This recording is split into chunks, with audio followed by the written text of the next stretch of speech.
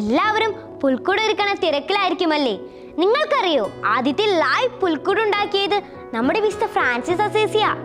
പുൽക്കൂട് കാണുമ്പോൾ സ്വർഗം പോലെ ഫീൽ ചെയ്യാണ്. കാലിത്തൊഴുത്തിൽ ജനിച്ച ഈശോയുടെ ഹംബിൾനെസ്സും എല്ലാറ്റിനോടും പൊരുത്തപ്പെട്ട മാതാവിന്റെ പോസിറ്റീവ് വൈബും എല്ലാറ്റിനെയും നല്ല മനസ്സോടെ സ്വീകരിച്ച യൗസപിതാവിന്റെ അക്സെപ്റ്റൻസും കാലിക്കൂടിനെ ഹെവനാക്കി മാറ്റി. ഇതുപോലെ നമുക്കും നമ്മുടെ ഹൃദയത്തിൽ ഒരു പുൽക്കൂട് ഉണ്ടാക്കിയാലോ?